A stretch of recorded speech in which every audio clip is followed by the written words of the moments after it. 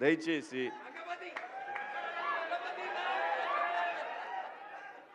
ఇంకో విషయం చెబుతున్నా, అమ్మాయిలు హీరోయిన్లు ఏ బట్టలు పెడితే వేసుకొని పోతే మనమే దరిద్రం అనిపించాల్సి వస్తమ్మా. ఏమనుకోవద్దు, హీరోయిన్లు అందరూ మీరు అనుకున్నా నాకు పోయేది లేదు, లాగి పీకుతాం మనం, అది వేరే విషయం. కానీ మీ అందం చీరలోనో, మీ అందం నిండుగా కప్పుకునే బట్టల్లోనే ఉంటుంది తప్పితే సామాను కనపడే దాంట్లో ఏముండదమ్మా.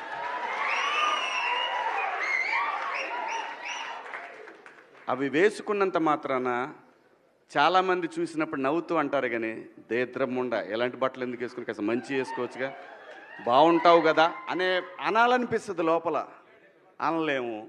అంటే మళ్ళీ స్త్రీ స్వాతంత్రం లేదా స్వేచ్ఛ లేదు. స్త్రీ అంటే ప్రకృతి, ఎంత అందంగా ఉంటే అంత గౌరవం పెరిగిద్ది. ఈ ప్రకృతి అద్భుతంగా ఉంటుంది. అలాగే స్త్రీ మా అమ్మ చక్కగా ఎప్పటికీ గుండెల్లో కనపడతా ఉంటుంది, ఒక సావిత్రమ్మ కానీ ఒక సౌందర్య కానీ.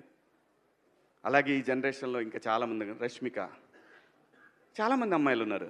వీళ్ళందరూ ఇంపాక్ట్ క్రియేట్ చేశారు కాబట్టి అమ్మటే చెప్పగలుగుతున్నాం. గ్లామర్ అనేది ఒక దశ వరకే ఉండాలా, ఇంతవరకు ఉంటే పర్లా, అది ఇక్కడికి రాకూడదు. నేనేవాళ్ళే కానీ చెప్పడానికి మళ్ళీ అందరు రేపు పొద్దున పెద్ద పెద్ద వాళ్ళంతా బయలుదేరతారు, మాకు స్వేచ్ఛ లేదు. స్వేచ్ఛ అనేది అదృష్టం. ఆ స్వేచ్ఛని కోల్పోవద్దు. మన గౌరవం ఎప్పుడు పెరుగుద్దంటే మన వేష భాషల నుంచే మన గౌరవం పెరిగిద్ది. అందులో ప్రపంచ వేదికల మీదైనా సరే చీర కట్టుకున్న వాళ్ళకే విశ్వసుందర కిరీటాలు వచ్చినాయి. Thank you so much.